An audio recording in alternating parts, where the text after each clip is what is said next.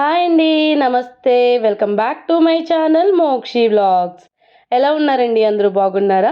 మరో మంచి కుకింగ్ వీడియోతో మీ ముందుకొచ్చానండి. ఈరోజు ఈ వీడియోలో అయితే సంక్రాంతికి అందరి ఇళ్లలో చేసుకునే వంటేనండి. అవే జంతుకులు. ప్రతి ఒక్కళ్ళు ఈ రెసిపీ అయితే చేసుకోకుండా ఉండరు.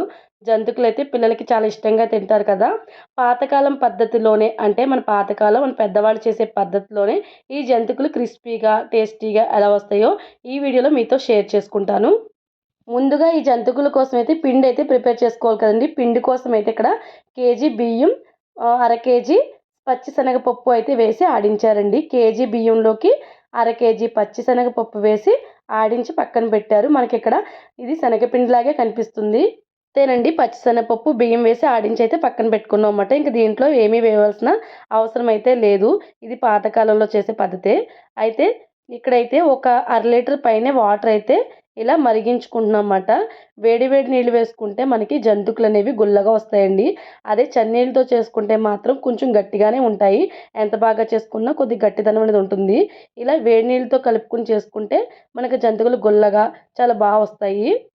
ఇవైతే అమ్మ అయితే ప్రిపేర్ చేస్తున్నారనమాట. ఇక్కడైతే వామ్ అయితే తీసుకున్నారండి. వామ్ వేస్తున్నారన్నమాట. ఒక 2 స్పూన్స్ వరకు వామ్ అయితే వేసాము. వామ్ ఎక్కువగా వేసుకుంటేనే బావుంటుంది. ఇందులో ఎందుకంటే శనగపిండి ఎక్కువగా ఉంటుంది కాబట్టి వామ్ వేసుకుంటే మనకి డైజెషన్ కూడా అవుతుంది. అంటే అందరికీ గ్యాస్ ప్రాబ్లమ్ అవి ఎక్కువ ఉంటున్నాయి కాబట్టి చెప్తున్నాను. అలాగే కొద్దిగా దానికి సరిపడా సాల్ట్ కూడా వేసుకోండి. చూసుకొని అయితే వేసుకోండి సాల్ట్ అయితే. నెక్స్ట్ అయితే నువ్వులండి.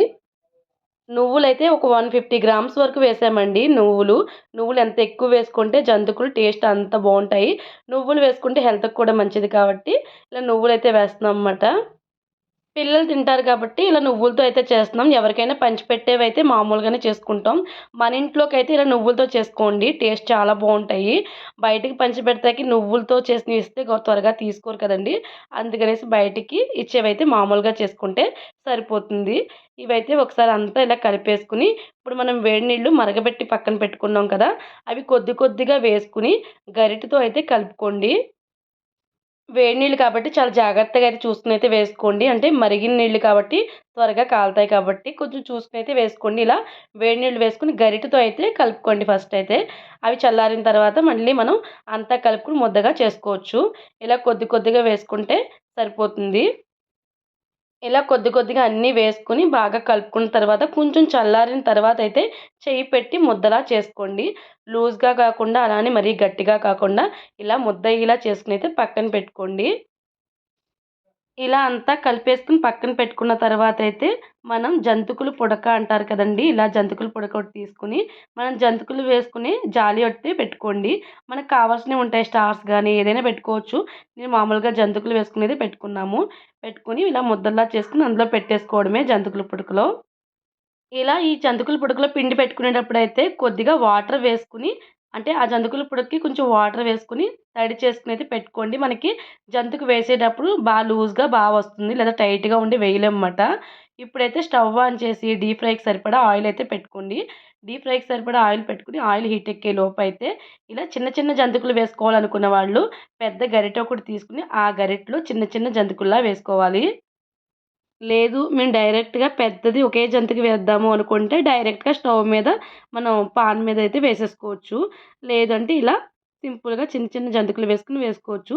అంటే చిన్న పిల్లలు ఉన్న వాళ్ళకైతే ఇలా చిన్న చిన్నగా వేసుకుంటే బావుంటుందని ఇలా చిన్న చిన్న జంతికలు వేసాము. మేము ఫస్ట్ అయితే ఇలా వేసాం. తర్వాత అయితే డైరెక్ట్‌గానే వేసేసామండి.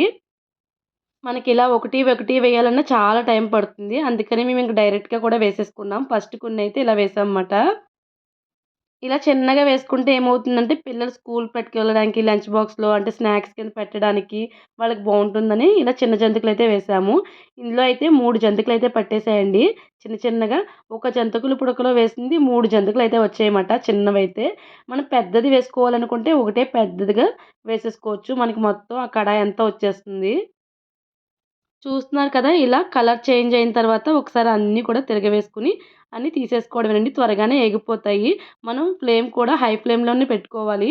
హై ఫ్లేమ్‌లో పెట్టుకుంటేనే ఇవన్నీ బాగా వేగుతాయి. అదే మీడియం ఫ్లేమ్, లో ఫ్లేమ్‌లో పెట్టుకుంటే ఆయిల్ అబ్జర్వ్ చేసేసుకుంటుంది.